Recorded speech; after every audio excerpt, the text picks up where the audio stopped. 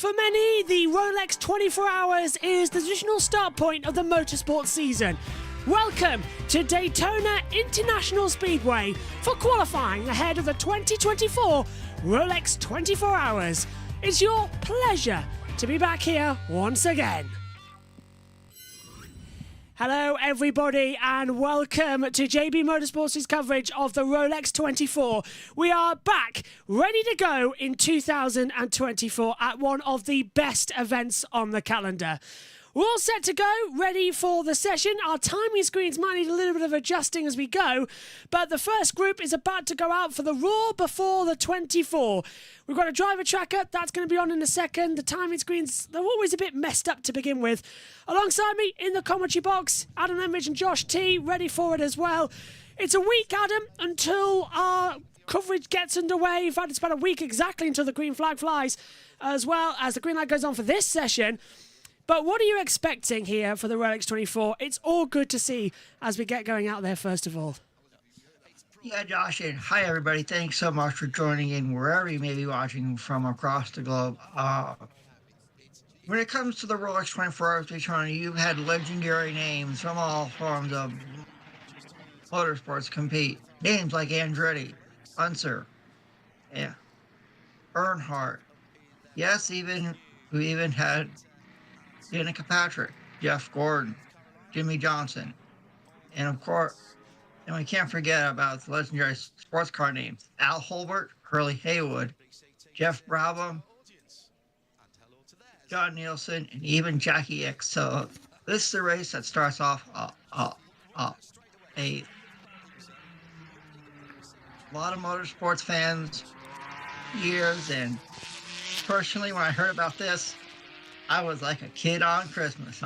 I always watch this race and I'm looking forward to finally getting a chance. Car in the wall already. Sorry to cut across you, Adam. Car in the wall already. Red flag's out. Session stopped. I think it's the 92 Porsche that's got in the wall. It is the 92 Porsche that has thrown it into the barriers already. David Brühl at the wheel of it, and that is just coming out of the hairpins. That's out the first sector. You can see it on your driver tracker. Red flag's out. Let's take a look how he did it.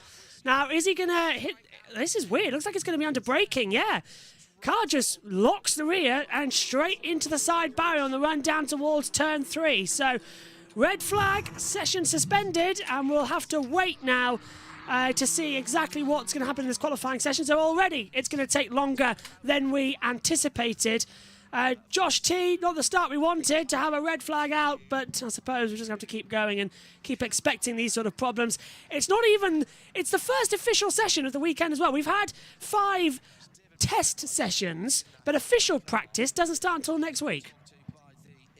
Yeah, absolutely, and just already notifying the person who I said I was going to call after the session had ended at 8:30 around that time, and 1 minute into the first session, and already a red flag, so that's going to be delayed as well. But not the best start to qualifying for the Rolex 24. Won't be surprised if it's the last red flag that we see, and I've jinxed it now, haven't I? You really have jinxed it now. If anybody wants to know who's been saying it, it's Josh T over here. He's just cursed us, unfortunately. Hello. Yeah, there you go. So we are waiting to see what's going to happen, and we'll head down to the pit lane for the first time today. What it does is and I think this is right, it rewards teams who can double stint their tyres. Yeah. Which I think is right. And also that encourages people to double stint their tyres and keep the heat in them. Now, in IMSA, you've only got a certain amount of tyres anyway, so you're sort of forced into doing that. But we didn't have that many problems last year. The World Championship, the FIA World Championship, seemed to have a lot more problems, and in fact changed their regs after, bizarrely, the 4-wheel drive cars were the ones that couldn't keep it on the track at Spa, and they were spinning up the front wheels and getting torque steer, which I thought was a very odd situation. I believe that it's unnecessary. I'll be honest with you. You drive to the conditions. What do? Not drive when it's wet, when you haven't got it. You feel the conditions. Yeah, I know what you're saying. I think it's I just somehow feel that you can add extra safety effectively by putting people onto the track with grip, and especially when you're changing drivers. I know the first accident was caused by two of the best professionals, but this is guys who the gentlemen, this is the amateurs who will go out on the track for the first time with very little grip, not necessarily having the ability to feel it as some of them would, and you kind of think, is this just an unnecessary extra risk? Let's talk about the cars that have been out. Actually, before that, RTL said, will they extend the GTT session time based on what would the grid be set championship standings are not available? Could do. They could just do it. Rock, paper, scissors behind the pit lane, or in number order. International rock, paper and scissors. Fantastic. I've seen that. Have you? Yeah. I thought There is a world championship of rock, paper, scissors. Didn't somebody add a fourth thing to it as well? Rock, paper, scissors. It's not for this conversation, but I'm sure there's a fourth thing. Red flag. Rock, paper, scissors, red flag, yeah. Let me tell you who has been out. Matt Bell took out the number 13 AWA Chevy Corvette. We've got the first ever Chevy Corvette GT3 out there, and we've got a number of them here this weekend because the Corvette Racing by Pratt Miller have two, and AWA have a couple as well. And Nico Varone took out the number 17 car, the Italian-Argentinian. What a character he is. And who else has been out? Eliseo Rivera for Triati competition in the gorgeous 296 GT3, the 023. Not to be confused with the 23, which is Heart of Racing Aston Martin. That car hasn't been out at the moment. Alba Costa Balboa for Conquest Racing's been out in the Ferrari, the number 34. Andretti Motorsports Porsche. Thomas Preining, the Austrian Porsche driver. He was a Porsche young driver for a little while. I think he still is supported by Porsche. Very well thought of. He's just older now, so he's not a young driver. That's correct. he's an older, faster Porsche driver. John Potter's been out in the Vantage for Magnus Racing, the number 44. Yeah, several have been out so far, but we've got our graphics sorted up here in the comms box as well, and we've given them plenty of wiggle room if they move around again. It's all just, this is our first official session, so it'll tweak as we get going and make sure everything's A-OK. But in the first group, it's the GTDs that go out. The time is still going, so there's 8:39 to go on the board. In fact, thinking about it, I think our TV picture's now further ahead than our timing screens, which is a difference. Oh, right, Fossil says, it's about time. Where have you all been? Get to work, entertain me. Well, you did join us, I hope, last week at Formula E. That was where we were. Brother JP says, IMSA was exciting as hell last season. Well, that's why we're covering the Rolex 24 this year. Oh, let's have a word, shall we, with James Hinchcliffe. He's down there in the pit lane. No? Okay. They're not. That's the wrong feed that we're taking there. So that was NBC, I believe, who were our TV pictures. Nothing but love for this team. Can't wait for the best play-by-play call on the planet. Oh, thank you very much. The whole team here can't wait to get going again. Happy New Year to you. How much weight will they have to add on that Mustang? Quite a bit, I reckon, as well, going into it. But Adam, talk me through then. We're here, ready for the Daytona 24 Hours. No, they said the Daytona 500, but that's next month that we're back here. We sort of just live here for a while now, don't we? What are you expecting going into the 500? Is it going to be chaotic or is it going to be exciting? Well, it's 4 weeks.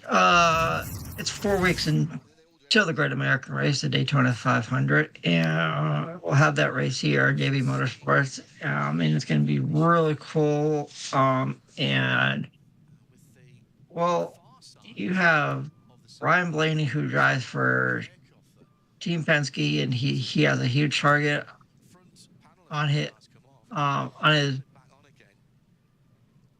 back because he is the defending NASCAR Cup Series champion, and there's so much good talent in NASCAR. You have, of course, Hendrick Motorsports. You have Roush Fenway, Keselowski Racing. You have Team Penske.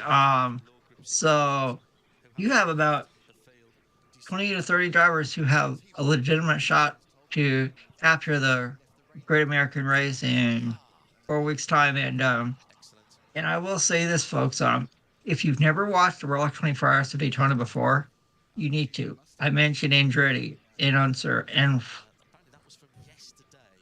AJ Foy and so many legendary names have competed in this race. And you've had names in this year, just to give you guys a rundown who's all competing. You have several IndyCar drivers that are competing. You have names like Scott McLaughlin, Alexander Rossi, Felix Rosenquist, the defending NTT IndyCar Series champion, Alex Palou is here. You have NTT IndyCar Series rookie Hyven Simpson is here. You have Felix Rosenquist, Colton Herta. They're all here. Yeah. Even you have Jensen Button, who's here, who former F1 world champion, and last year he competed in a few NASCAR races as well. So, it's time to shake off the rust, and put the hammer down. And we've already put the hammer down here at JBMotorsports since last weekend. We were on the air for a season opener for Formula E. So, tell your friends, tell your family. If they don't already subscribe, because we're going to have plenty of coverage from all forms of motorsports here in 2024, stretching from coast to coast, continent to continent. We saw a minute ago the PAF Motorsports McLaren 720S GT3 Evo stop on the side of the track, and I think it was Kirchhoff who got out and gave something to one of the marshals. The front panel came off from the car, but they've managed to regain it and get going again.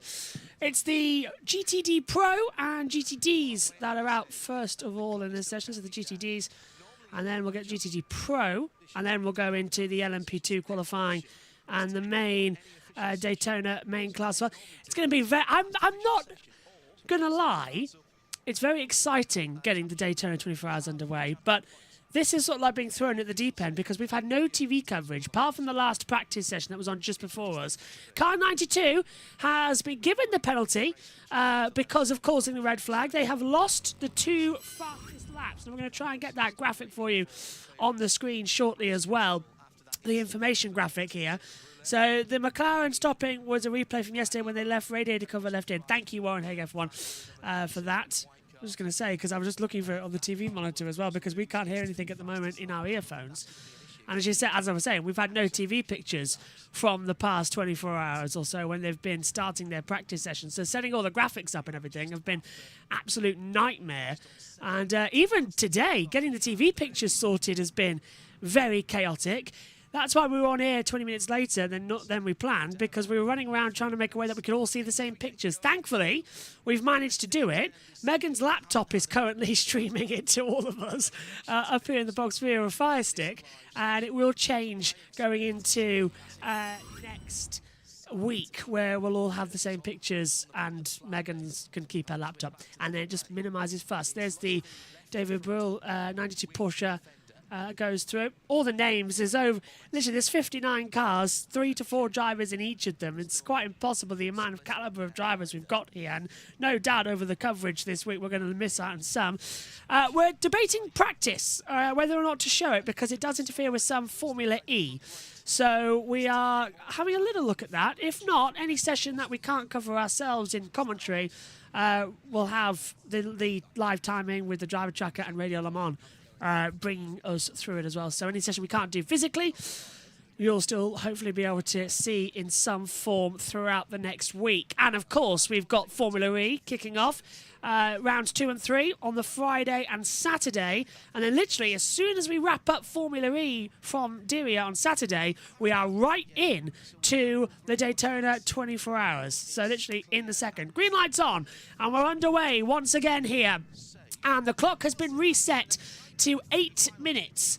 So it is 8 minutes of running that they can get going out there on the circuit and get going for this GTD Pro and GTD class as well.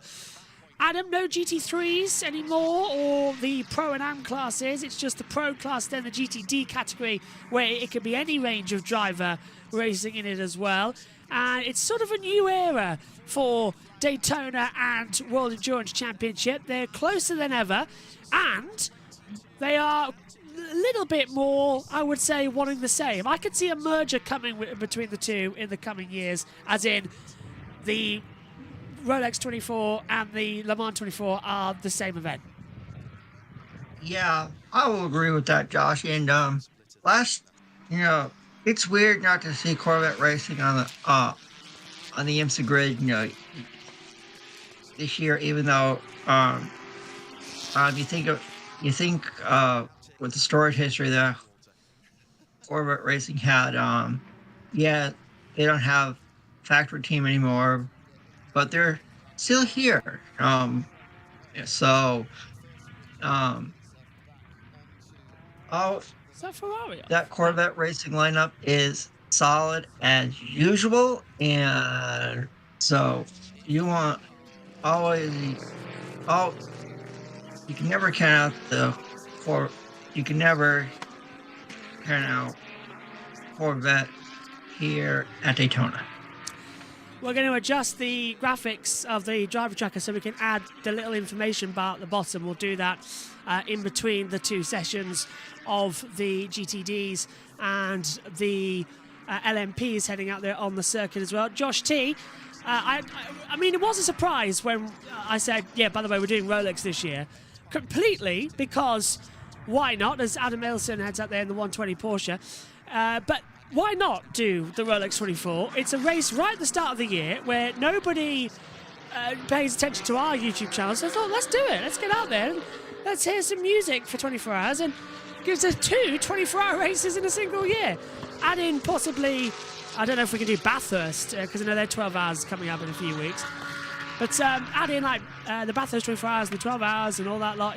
We've got special events this year. And that's what I'm liking. And I'm so hoping that my hope is that we can do Clipsal 500 or what is now the Adelaide 500 with the supercars. That's a special event. But yeah, what are you thinking about these then, Josh? Because we've got special event this year. We've got IMSA, we've got Rolex 24, we've got Le Mans, and then we've got a couple of others lined up that we can't talk about yet. Oh? Yeah, I can't say anything yet because I'm still negotiating. Okay, that's the first that I've heard of that. Oh, I'm just going to ignore it. Cool, and we'll see later in the year if anything comes out of that. But yeah, special events, one in the middle of the year and one now. And the Rolex 24 at Daytona is always an event. I always watch it every single year, but to be covering it, it should be good. We'll have many more members of the team on as well. Some of the Grid Network are going to be joining us in the comms box as well. Some of the USRN team are going to be joining us in the comms box. Fingers crossed as well that we are going to be covering the Rolex 24. Some of their commentary and some of our commentary, and they're going to be hopping in with us throughout it as well, just to get used to it. Timing's coming through then in the opener. In the GTDs, they're setting the benchmarks, 1:45.941. That's for the 86 and the GTD for the MDK Motorsports. Bell in 13, GTD goes second overall. Don't forget, they're still going to be lined up in class, similar to Le Mans, so it's pretty much a fight between that, and the overall times sometimes matter, sometimes don't. But I suppose, Adam, as well, it's just basically they've had 45-minute sessions across the last couple of days, 6 of them, and then one 30-minute just before we started. They don't have much track data yet to run for 24 hours. That's why next week, when we do the official practice sessions, they're going to need every single time. So why do we qualify before practice and then race a week later? It's a very strange situation. It seems like we do it quite a few times here. Yeah, it is strange, Josh, and I would get all the practices out of the way, and then go into qualifying. But we're not IMSA, so it's pretty cool, to have qualifying, the week before, so everyone can get settled in another track, quite well, and then well, I believe we did have some running in the darkness last night or the night before, so it's going to be a quite unique Rolex 24 Hours of Daytona next weekend. In the GTD Pro category at the moment, Harry Tincknell's gone fastest on a 1:47.781. Now, it's quite interesting to see that the GTD Pros are actually slower than the GTDs at the moment as well. But they've all got to warm up and get going again. Grosjean, 6th fastest, by the way, in class in the GTD Pro. So they're all getting up there, but you can see on the timing monitor, you can separate who's GTD and who's GTD Pro. If it's red, it's the Pro. If it's green, it's the normal GTD category. You can see it on your timing screens in front of us. And the track is getting busy out there. There's a gap between Speedway 2 at the Le Mans chicane, and then turns 3 and 4 at the Speedway. The infield section's quite busy, so finding the right gap's going to be interesting. Tommy Milner now is on for the number 4 in the Chevrolet Corvette, but it's not, of course, as we meant, Corvette Racing. They have changed over. They're no longer in the sport as well, as we say. So it's the Andretti, for making my corrections going through, or my spitting lies going through there as well. It's the wrong 4 I'm looking at. I'm looking at 4th in class. Here we go. Yep. What have you noticed? Josh. Yes. Curse of the commentator, maybe. Romain Grosjean has just gone off track and continued at turn 2. Yep. So it's just come up on our monitor. Car 60 continued as well. So more problems coming through. I'm not mentioning Grosjean anymore as they fly back through. Difficult because we've got 2 different timing screens coming through. This is the Raw before the 24. It's our qualifying session. The last bit of on-track action before the official launch of practice. The number 1 has just gone 6th fastest in the GT Pro. Oh, look at Hawksworth, top now in GTD Pro in the 14. 144.896. They're getting faster and faster, the GTD Pros, but they're caught up in traffic. That's why they're sometimes slower. As we look at the 77 with look at that. That's Prio at the wheel in that wonderful dinosaur Porsche 77. That's out there on the circuit right now. It's the AO Racing, as it comes through on the back straight away. On to Speedway 3 and 4, then across the line in the tri-oval section. And it goes into top. Catherine Legg is top in the GTD category. Catherine Legg for Gradient Racing has gone 2nd fastest overall, but tops GTD Pro. 1:44.640. So already we've got the biggest news story we could have. Well done. Catherine Legg, Adam, has been around for absolutely years. She's trying to handle everything. She's been in IndyCar, Formula E, she's been Formula 1 test driver, WEC, and now IMSA. Now she's provisionally got pole position. That's fantastic in the GTB. Brilliant for Catherine Legg in the 66. She is a very talented, driver. Like you mentioned, Josh, with loads of experience across multiple disciplines. So if she can keep this speed up and get pole in GTD, that would be quite cool and remarkable. Vasser Sullivan's just taken it in that's the number 12 in the GTD with Thompson at the wheel. So gone fastest. Catherine Legg's down into 2nd position at the moment. Checkered flags come out 18 seconds early. Thompson takes top in that Lexus. So goes over there. So Catherine Legg currently in 2nd place in the 66. Prio tops the GTD Pro though from Hawksworth, Sarah, Jarvis. And no, Garcia, look at that, from Garcia, goes up into 3rd position. Jarvis goes into 4th. That's the number 3 car for Garcia, the number 9 for Jarvis. You can see it on your timing screen. Just trying to work out who they are between the 2. Here's the 45 with Marcoletti now coming at the back of the track. Is that coming into the Le Mans chicane? I think it is. It's hard to tell. Yep, into the Le Mans chicane, flicks the car through. Back on the power. Still think that when we do the duel at Daytona for the Le Mans, for the NASCAR, we should use the oval section more. It's a lot more interesting than just racing on the oval for the duels section. Prio still top in GTD Pro. Gunn's gone 9th in the 23. 1:45.528. Sarah goes up into 5th position. Grosjean manages to push it into 8th place in the GTD Pro. 86 goes into second in GTD. Catherine Legg in the 66 in GTD starts third at the moment. And I think everyone is just about finished across the line. Catherine Legg's back in the pit lane. Can't see anybody else out there finishing on their laps. No, that's it. All done. So it is Prio and the 77 squad that start on pole position in GTD. And then it's the 12 squad for Thompson taking pole position in GTD. Takes it over overall. So Seb Prio, well done to him in the 77. And I tell you what, Josh T, the dinosaur certainly has got the roar before the 24 correctly right. Yeah. Couldn't resist the See pun. what you did there, Josh. Couldn't resist the pun.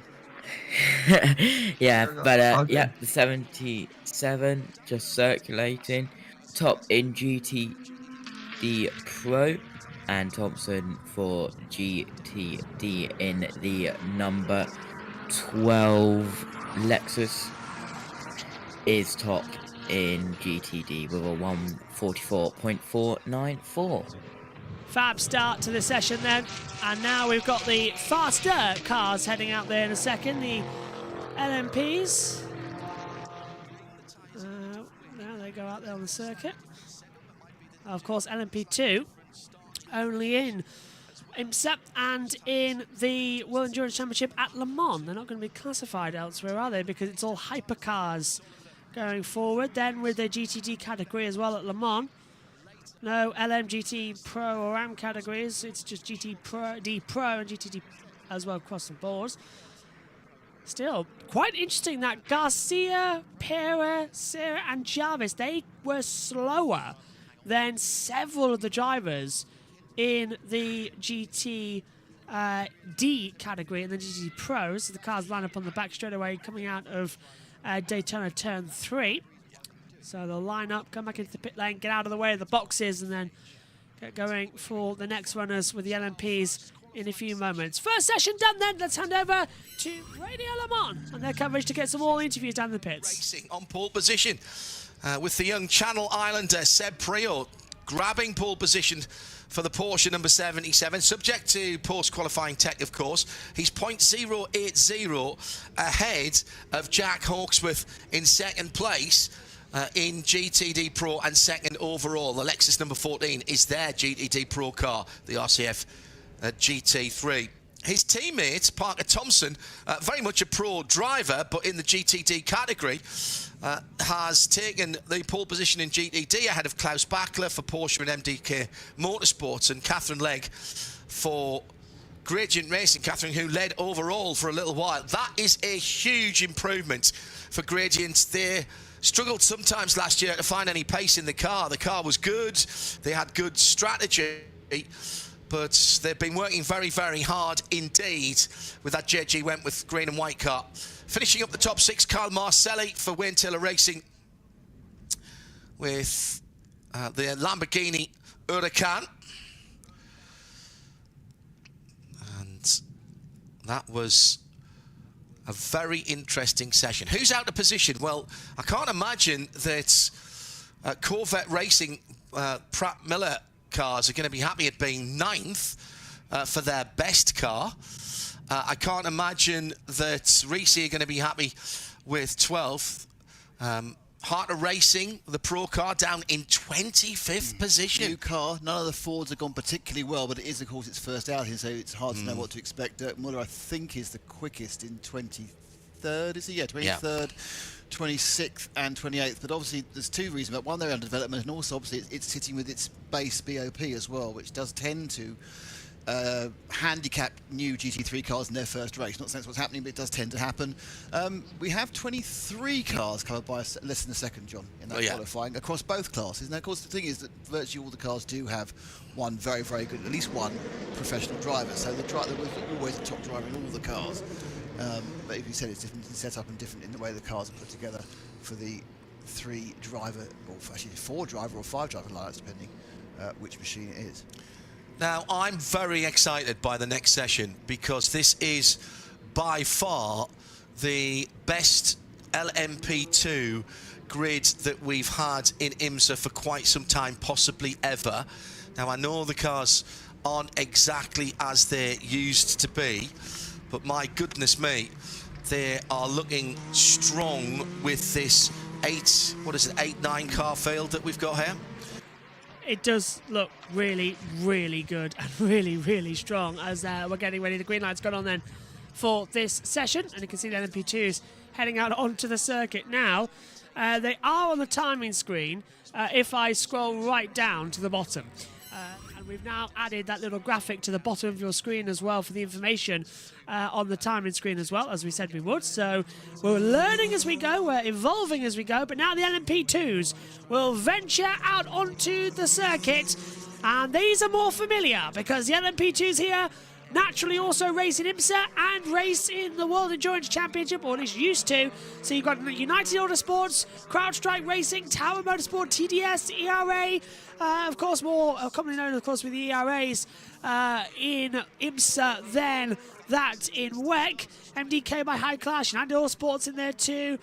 Dragon Speed, they led the race a couple of years ago and nearly took victory here at Rolex. So there's a lot more excitement, there's a lot more interest coming in. I think, Adam, as well, LMP2 is the one that everybody's looking for and go, yeah, this is going to be a lot more fun than everybody thinks.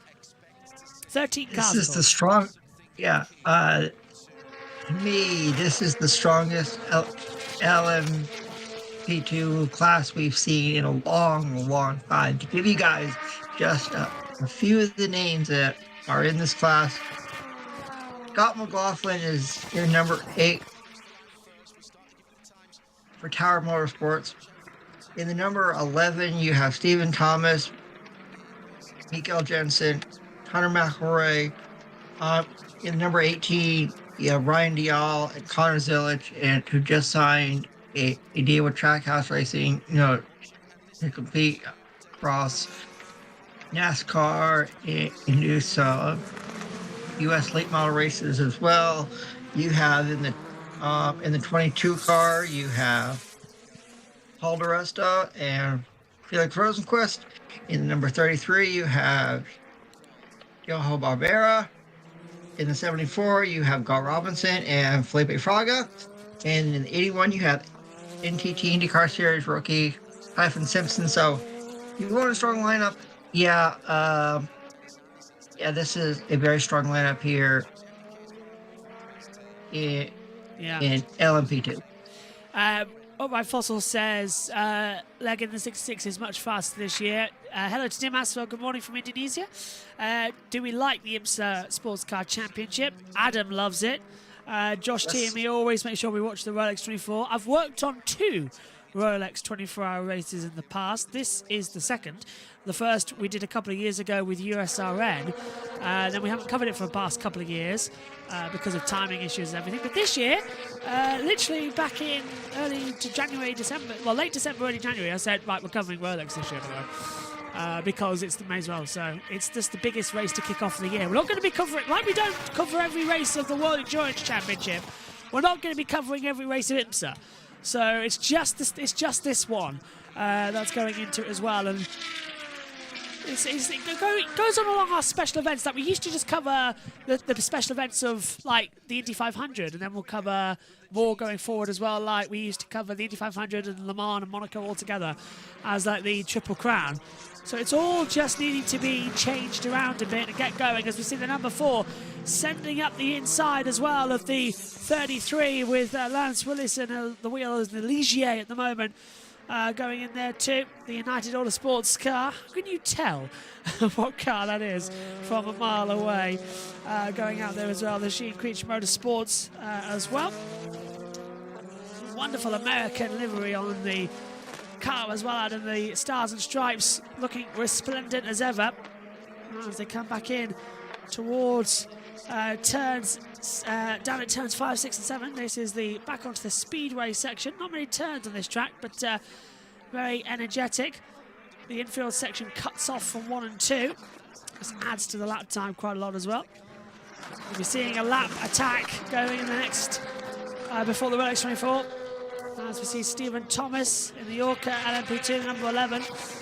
Heading out there at the moment for TDS Racing. He's 4th overall at the moment in class and overall with a 148.46. And they're coming on the timing screen fast now. But the difference is, with LMP2, they're going to be much faster than the GTDs that we had before. So, as you see, Ben Keating goes to the top. And immediately taken over by the CrowdStrike Racing number 4. As we look at the screen, and almost close to the wall there, actually, Adam, for Thomas and the TDS Racing coming to the first corner. The LMP2s, fast, nimble, and they are very much tricky to control, because quite often you think, oh, they're going to go in the wall any second. Yeah, the LMP2 category is quite a remarkable one. I mentioned some of the drivers that are here, and you know, sometimes when it comes to this class, it could come down to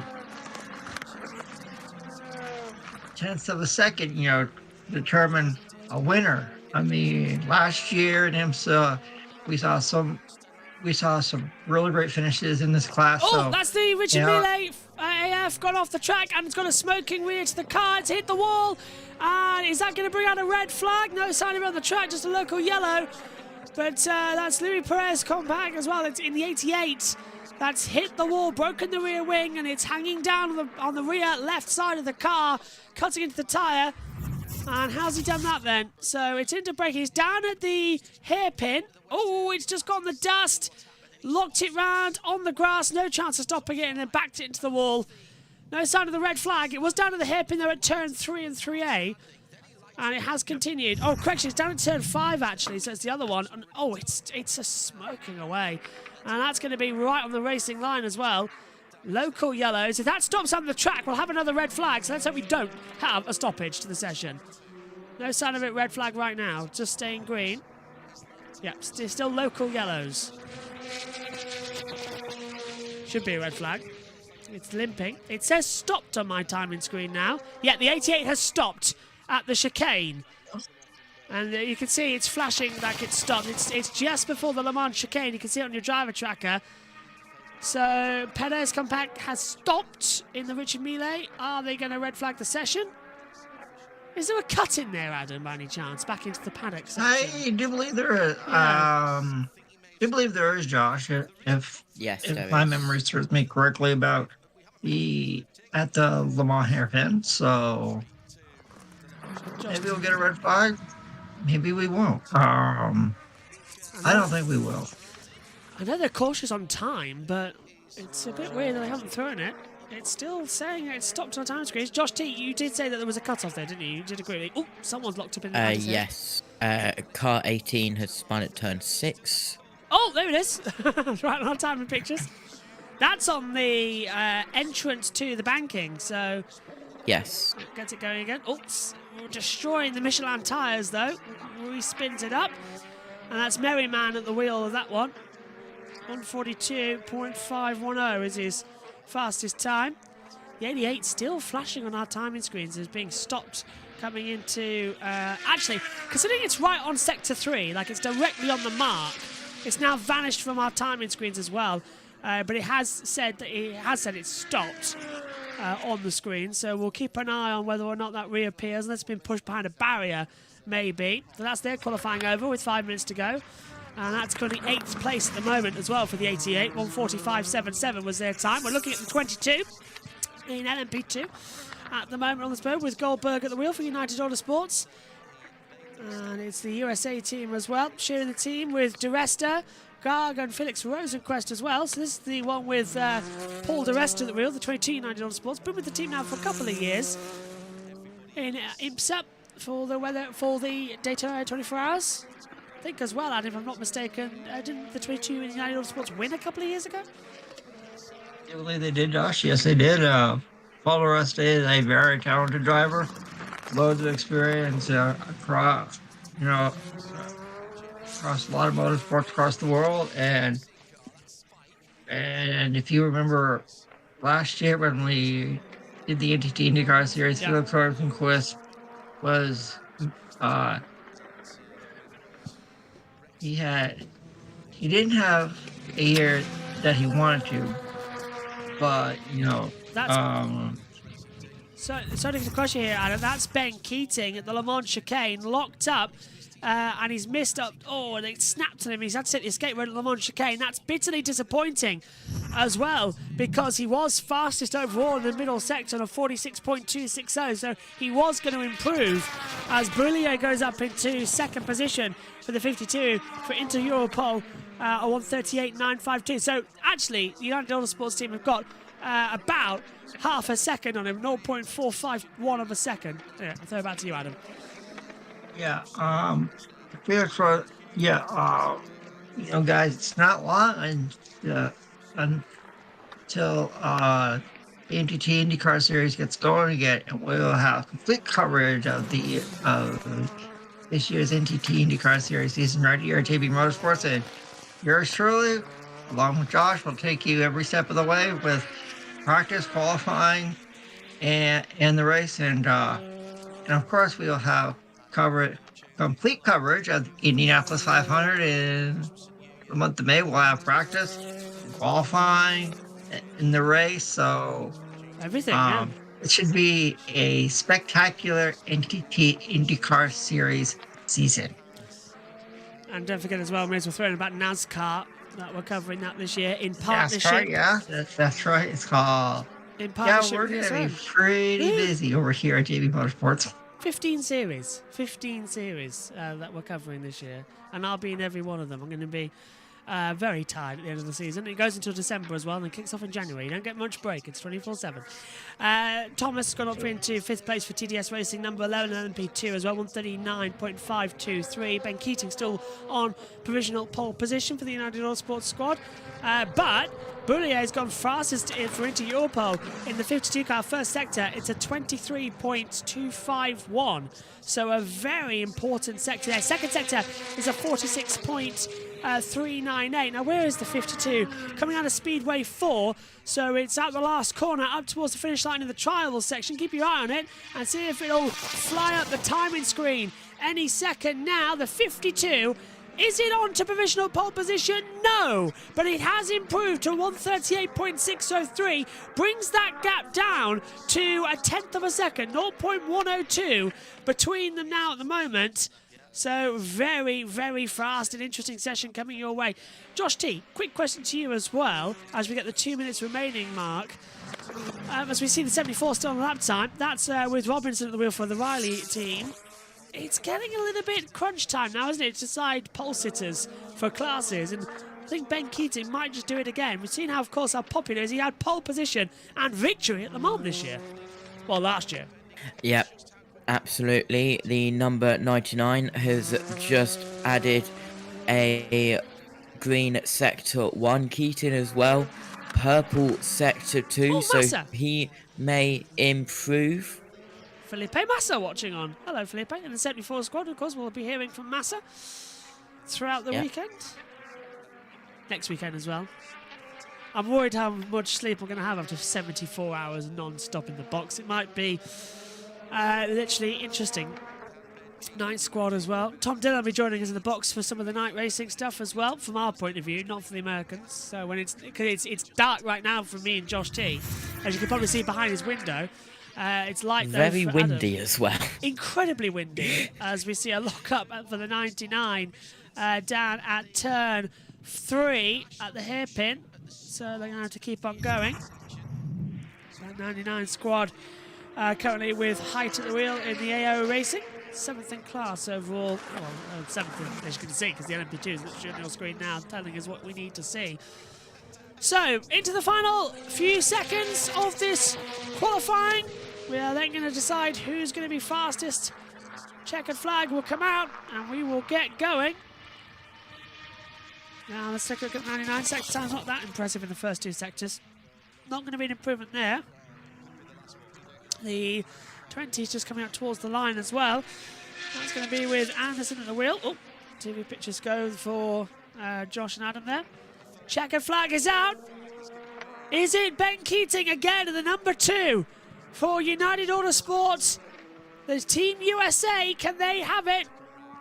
It's got Hanley, O'Ward, Keating and Pinot at the wheel for their 4 drivers across the 24 hours. Have they taken yet another pole position for the Rolex 24 hour? United Autosports USA into Europol by PR1. as well in second. CrowdStrike Racing by APR third. Riley's fourth in the 74, the 22 United Autosports USA, fifth in class at the moment. TDS Racing has P6. AO Racing 99 has P7. The 20 NDK by High Class Racing has P8. And Dragon Speed 81 in 9th place as well. AF Corsa, the Ferrari, the 88 car, in 10th position, taking no further part from earlier on. And the Richard Mille AF Corsa, 33 LMP2, Shooting Creech Motorsport, Tower Motorsport in 12th, ERA Motorsport in 13th. No one else improving. Everyone's taking the flag. That's it. The United Autosport USA, the number 2, Ben Keating at the wheel in qualifying, has the pole position for the Rolex 24 hours in 7 days' time, Adam. There was never any doubt for that, though, was there? Fantastic run. Oh, you never can write United Autosports in the LMP2 category because Ben Keating is an incredible driver. So when he gets behind the wheel, he's one driver you do not want to mess with. And also, I want to let everyone know that if you like sim racing, like Josh and Josh do, check out my friends at Goat Locker Racing here in the United States. They are a veteran. It is a nonprofit run by veterans, for veterans. They competed in the iRacing 24 Hours of Daytona, and you can follow on Facebook at Goat Locker Racing, Twitter or X at Locker Racing, and they also have a link tree in their Twitter description where you can check out their website, their merchandise, and where to follow them across all forms of social media. I've had the opportunity to talk with them, and they are a very nice group of people, and check them out at Goat Locker Racing. And they're on directly after us on the commentary as well. So we're wrapped up. Ben Keating has pole position. Let's transfer over to the world feed and get the information from the Radio Le Mans commentary team, or Radio IMSA, I presume, at this event. But it's all still Radio Le Mans. But it's IMSA Radio who have it. That leaves us then with just the GTPs to go. We've got 4 minutes until they roll out. I'm going for a lie down and a rub down with warm halibut oil, I think, before that happens. Yeah. I think the barriers all need to take a step back as well, because they could be challenged. Do you think so? Yeah. I think this is a massive. This qualifying session is a huge bragging point. It's also a huge look how we've improved in the last year point for the works cars. And of course, this is the first time we've had the customer cars at Daytona. They came on stream halfway through last season. So JDC and Proton will also want to. I mean, I'm not sure whether they want to be. Whether their challenge is to be the fastest or just to be as quick or quicker than the factory cars. I mean, it's interesting where they set their sights. I'm sure they are much more focused on how they, certainly today, not always in the race, they're focused on winning, but now it's really how they compare to the factory machines. So, just putting this out there, a 1:33.685 was Ollie Jarvis's qualifying lap record in the 77 Mazda. Okay.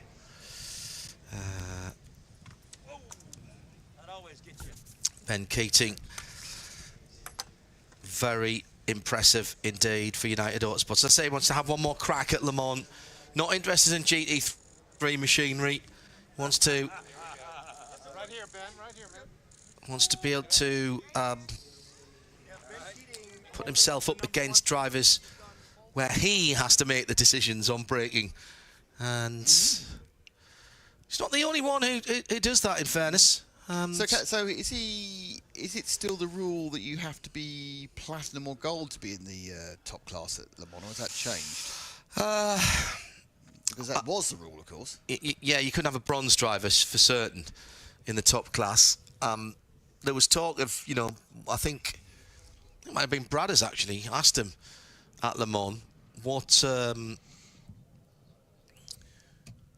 would you consider it? And he said, I don't like tearing up money that much. I can't remember who said that too. It might have been, I think it was Bradders. I'm just scrolling back to qualifying last year and to see how far we have come in terms of qualifying pace for the cars that we've seen already. Got a minute to go before we go green on the track.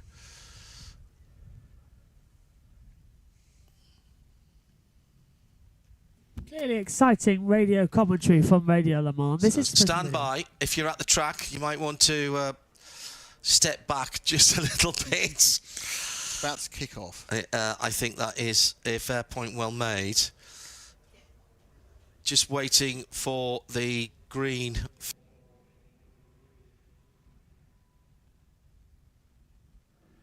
Oh, it seems like their commentary's gone. That's all great as we get ready for the next one. Yeah. Still got the track audio though.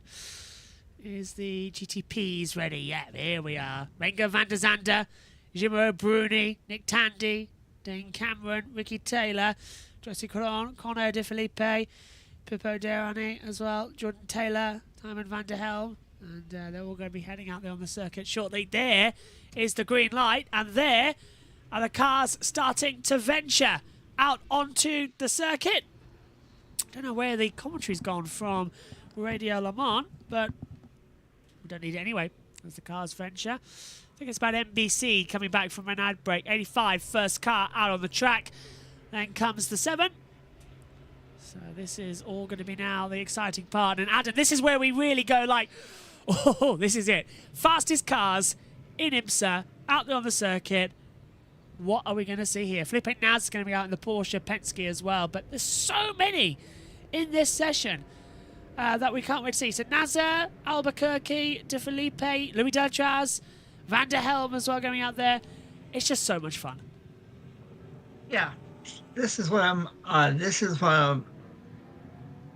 my favorite class is when it comes to the Rolex 24 Hours of Daytona. We've seen some incredible finishes over the years in this class, and you want talent. Let me just read you some of the names. In the 01, you have Renger van der Zande, Sebastian Bourdais, Scott Dixon, and Alex Palou. The number 5 Proton competition car, Jan Marina Bruni, Yale Yanni, Elisa Picciello, and Romain Dumas. It's fantastic.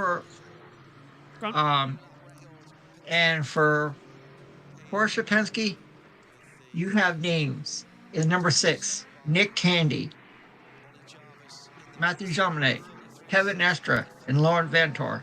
In number 7, you have Dane Cameron, Felipe Nasr, Australia's own Matt Campbell, and from the NTT IndyCar Series, Marcus Ericsson. Yeah, this class is loaded with talent from across the globe. Some of the best and the brightest. Absolutely love when they go out racing. I'm about to have our first runs on the board here at IMSA. Track temperature, that is at 77 Fahrenheit. Sorry, air temperature 54 Fahrenheit. So you correct that in Celsius for us. It's 26 degrees now Celsius. Track temperature, air temperature 12 degrees, 67% humidity, wind speed at 6.8 meters per second.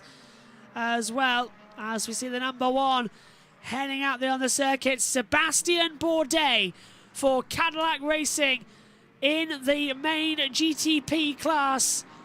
Will be heading out there as well. The project ones as well, the fastest in IMSA. There's equivalent as well with the hypercars over there. You can see it's sparking out at the bottom as well. Absolutely amazing. As they come in then to the Le Mans chicane. There the cars flying by. Bourdais is on a lap time. His first sector was a 59.145. Very much still on a build-up lap, Josh, but just the noise of the cars, it's so much more exhilarating than what we have at Le Mans with the LMDHs as well. The GTPs, they sound, even they're just buckling the mic there, they sound more throaty, they sound more like a race car. And also, it's right that it's coming from a Cadillac, it feels a bit more American. Yeah, absolutely. The sound of the GTPs are absolutely amazing. Great to see them here every single year. And the 01 just circling round, just going through the infield section now, up through turn 3. Felipe Nasr's gone fastest in the Porsche Penske Motorsport in this category. It's a 1:43, so he's still very much on a build lap in that GTP, just literally coasting it as it comes back in. Here's Pippo Durrani as well in 31, also up there with the car going very high at the banking there, just trying to get some faster times in. Now this car was fastest in the first practice session that we had, the first test session a few days ago. So it's got a little bit of a look for pole position as it comes into the Le Mans chicane. So hard to just get it spot on, and then it revs back up to life going forward. Felipe Nasr still up there, so the car's starting to come through. We've corrected the timing tower. Adam, it strikes me how much they sound like NASCARs. The same engine configuration as well. IMSA, of course, in the same category with NASCAR, same whole area, same family. It's such a brilliant connection that these two great series have got, as we see the captain, Roger Penske, watching on. Yeah, this class has so much history. You know, going back to the days of in the 80s and 90s, you had to give people some idea of some of the talent has competed in this class over the years. You've had names like Hurley Haywood, Al Holbert, Chip Robinson, Jeff Brabham, John Nielsen, Bryce Cobb. Also, you've had Juan Manuel Fangio II. You've had, in the manufacturers, you had Porsche, Nissan, Toyota, Jaguar. You had the Spice chassis in the 90s. And we know Wayne Taylor as an owner here. You know Wayne Taylor was also a competitive driver in the IMSA GTP series in the 80s and 90s. So, yeah, this class has had so much history in it throughout the years, and it's a fan favorite. First times coming on the board of competitive nature. Felipe Nasr in the number 7 and the Porsche 936 goes faster. Correction, Sebastian Bourdais in that Cadillac V-Series R for Cadillac Racing. Fastest now, 136.747, exactly 0.2 of a second faster than Felipe Nasr in the Porsche Penske.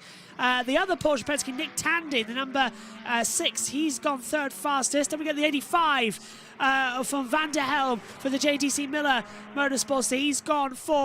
Louis Delatraz in the 40 for Wayne Taylor Racing. He's at 5th. And Van der Helm has gone fastest overall. So Van der Helm's taken it over, 134.164. We're expecting the track to rapidly improve in the next 7.5 minutes as well, Josh. And it's like an F1 qualifying now. The way they do the qualifying, each class, we put the GTDs out there, then we put the LMP2s, then we put the GTPs out there. It's more like a correction for them all. But you get the starter laps, then you get the push laps in the middle, then you get one last gasp at the end, and they're all going out there for 3 runs in 15 minutes. Yeah, absolutely. And just earlier on in the lap, we see the number 7 going into turn 1 now. I believe the 7 car did spin at turn 5 and continue, but it's pushing now with Nasr on down into turn 3. We've also had Di Filippi go to the top in the BMW M Team RLL. So they've gone fastest, as we see. There goes Durrani up into second for V-Line Engineering. 1:33.024, 2,000ths of a second. The gap is 2,000ths of a second between the two cars. So overall pole here for the Daytona 24 hours is separated by 2,000ths of a second, Adam. They're getting faster, they're getting closer together. What you always expect in this class. We're getting it. So, yeah. Can't believe it. Yeah, it's incredible. Van der Helm, Delatraz up to third. Van der Helm's up to fifth ahead of Albuquerque as well at the moment. So they're changing it over on the board. You see their names appearing on the timing screens as they come into it. Team BMW are currently on pole position by 2,000ths of a second to V-Line Engineering. We're looking at the number 7, Felipe Nasr at the wheel, the Brazilian. Delatraz goes up to third. Where does Nasr go? Only up into 5th position. So that's 9th, lower bottom of class GTP, up into about halfway through. Bourdais for Cadillac Racing still in 4th position at the moment. So, and Durrani takes top honours. It's a 1:32.656. That's 0.366 seconds faster. So over 3.5 tenths then for Durrani. So V-Line Engineering have provisional pole position with 5 minutes to go here at Daytona. Bourdais second. I was about to pass it over, but Bourdais just gone second, and it's 75,000ths between them as well. So it was the fastest first sector. I tell you what, Josh, this is getting quicker and quicker and quicker, but can Bourdais do it? Because he's improving already in the first sector. Yep, absolutely. 4 minutes and a half just under now left in this session, and it's a 22.0 for Bourdais. Fastest overall by anybody in that first sector as well. So Durrani's second sector time, he was the fastest in the 31. That was a 43.358. So if Bourdais is quicker than that, he's currently got provisional pole. We're looking at him now on our TV pictures up here in the commentary box, just coming in to the final hairpin before rejoining the main speedway section. But I tell you what, Adam, there's a push here now that he wants to have pole position. Bourdais might just be able to take it. Second sector time. Is he faster? We're waiting for him to go through the gap. It was slower by 2 tenths. So Bourdais lost in the middle sector. Yeah, but he can make it up in the 3rd sector. I got confidence. Bourdais flying through Speedway 2 and 3 into the Le Mans chicane. Back straight away. Keeps that car nice and tight. And launches it back across towards the line. Bourdais still pushing like absolute crazy here. TV pictures, by the way, behind by about 20 seconds at the moment. We'll have that fixed before next weekend. It's just the IMSA coverage that we have at the moment. Not much we can do with the satellite signal coming from America. Bourdais stays second. Overall, doesn't improve on his time of 1:32.727.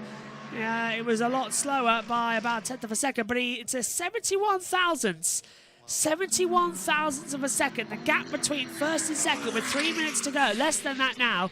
As we see Conor Di Filippi right now in the BMW, the number 25, currently down in 3rd position into the Le Mans chicane. BMW joining the top tier of IMSA and World Endurance as well, fighting more and more to have more relevance on renewable fuels. It's the hydrogen power. And I love it. I'm loving it all. Loving it. Does look good though, Adam, doesn't it? This BMW. It looks like one of the '90s liveries as Felipe Nasr goes third. Yes, that's right. I mentioned some of the top teams that have competed in it. I mentioned some of the top manufacturers that have competed in IMSA in the past, and I can't forget about BMW. They've had so much success here in the IMSA GTP category. In the late 80s, in the early to late 80s, and into the early 90s. So, really good to see them here in 2024. Whatever's about to happen is about to happen, because we're in the next 1 minute 30 seconds, and that's going to be the finale to this session. So anyone who starts a lap now, that's going to be it. Delaney has come into the pit lane, so has Bourdais. They've locked in their lap times. Delatraz, Albuquerque and Kron have come in too, so only out there right now is Felipe Naz in the Porsche Penske, Di Felipe in the BMW, and Van der Helm in the JC Miller. So they're all coming in now out on the circuit as the Wi-Fi starts to lose out a little bit up here in the comms box. But we're into the last segments of qualifying now. Fingers crossed that this could be a nice end to the session. It's too tricky to tell, that's the problem. Are we going to see a pole position time coming through? What about Felipe Nasr? No, he's not doing anything across the board. He doesn't improve, stays in third. So we've got the 6, the 85 and the 7 as the only cars out there on the track. V-Line Engineering are going to be happy at the moment. The number 31 might have pole position for the Rolex 24 at Daytona. Saturday, January the 27th, 1:30 p.m. Eastern. That's 6:30 p.m. GMT. That's when we are on air in precisely 6 days' time. Coming up at 8 o'clock here in the UK, 3 o'clock over there at Daytona. The checkered flag is out. Who is going to start on pole position for the 24 hours at Daytona? The 85 is backed out of a lap time. Can't see anything coming from the 6 who comes into the pit lane. Nazar's backed off too. That's it. V-Line Engineering have pole position for the opening race of the IMSA WeatherTech Sports Car Championship and the Rolex 24 Hours at Daytona. The 31 car takes it. Cadillac sponsored car fastest. The real Cadillac factory team, second fastest with Sebastian Bourdais. They line up front row on the rolling start. Porsche Penske take third with Felipe Nasr. Then we have Di Felipe for the BMW Team RLL in fourth. Delatraz takes fifth for Wayne Taylor Racing. His teammate Philippe Albuquerque is sixth. Nick Tandy in the other Porsche Penske goes in seventh. Kron goes in eighth for the BMW Team RLL. And the JD Miller Motorsports of Van der Helm goes ninth in class at the wheel. But the 31 squad, Adam, pole position. Didn't see that coming. They were fastest in opening practice. They've kept that momentum going through. Yeah, Josh, that number 31 Whelen Engineering Cadillac has been strong here since they arrived in Daytona, and they've kept up their momentum. And I wouldn't be. We all know 24 hours is 24 hours, but if they can keep up this momentum throughout the entire race next weekend, I could see them capturing the overall win. That is a very strong lineup in that Cadillac. So, we'll have to wait and see. Must say, personally happy as well for my mate Jack Aitken, who has taken pole position, of course, in that car. Tom Blomqvist is there as well. Now, Blomqvist, he's British, of course, but racing under the Monaco license, according to our monitors up here in the commentary box. But it could be Indonesia because the flags are the same, but I think it's still supposed to be Monaco. But Delaney, Aitken and Blomqvist have pole position for the 31 for the V-Line Engineering Cadillac Racing team. They'll go in behind the barrier to pole position lane as the wind starts to pick up here at Daytona. But that is a fantastic achievement. Jack Aitken's got pole position. I can just imagine what his partner Alex is thinking right now. And the cars have been impounded. Josh T, great qualifying, great segment as well. Yeah, absolutely an amazing qualifying, and it just shows the GTP car's power where it breaks the microphone. Yeah, very nearly on the banking of Speedway 3 and 4. But yeah, the 31 rolls in to victory lane. Well, pole position lane. Will it be victory lane in a week's time? We will have to see. we'll find out As you say, in a week's time. Right now, let's head down to the pit lane and get all the reaction. IMSA Radio will take us through the ending and the interviews. Season. So, yeah, you wouldn't count anyone in or anyone out at the end of this one. Obviously, the only car that's had a bit of an issue is the Proton machine, which actually didn't have an issue in this session at all. It was the previous session. Yeah, that was Neil Jarney, who didn't take part in this session. So first blood, first pole, and first bragging rights of 2024.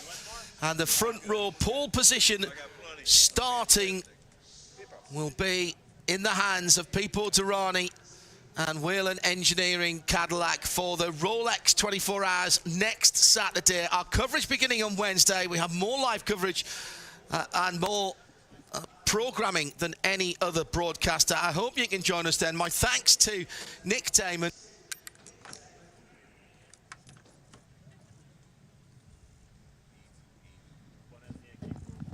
Well, it appears we haven't shut them up there. They've the IMSA World Feed has turned them off themselves as we take a look at the track as the coverage has wrapped up. So, final thoughts then from the guys up here in the commentary box, starting with you, Josh T. What is your thoughts as we go in now to official practice next week, and of course now knowing the pole position for the Rolex 24 Hours next weekend? Yeah, absolutely. The grid is set for the Rolex 24 at Daytona, which is underway in around, well, just under 6 days time, which will be good. All 24 hours live here on JB Motorsports. It's going to be a good one. Good qualifying. Only one red flag, so luckily I didn't jinx anything. Yeah. Adam? Yeah, this was a solid qualifying session here in all classes, and I have dreamed about covering the Rolex 24 Hours of Daytona after watching it for so long. Now that your dream can be achieved, and I cannot wait. Formula E Zone, hello boys. I said, where are the Corvettes? Corvettes down in the GTs category at the moment, I can tell you. Looking down on our timing screen here, the Corvette for the GT Pro with Garcia, the 3 car, is actually third in class for GTD Pro. Further down, in the 17 car in the GTD starts 9th in the GTD class as well. The 13 starts 14th in class for GTD, and the 4 for GTD Pro starts 7th in the GTD Pro category. And that is it for the Corvettes down there, but at the moment. So there's a quick wrap-up for you guys over there at Formula E Zone.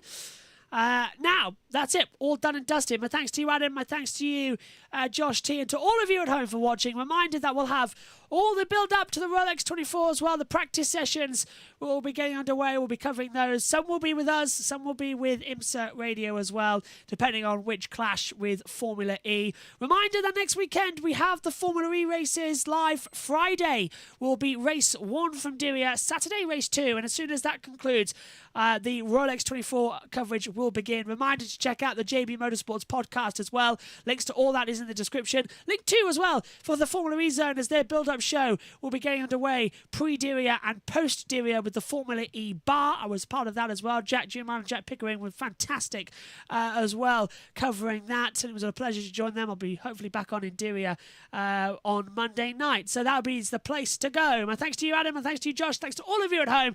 We'll see you next week in a few days' time when official practice starts for the Rolex 24 Hours. But we already know who's on pole position. It is the Cadillac V-Series and the 31 for V-Line Engineering who've just blown it away. We'll see you soon. Take care. Bye-bye.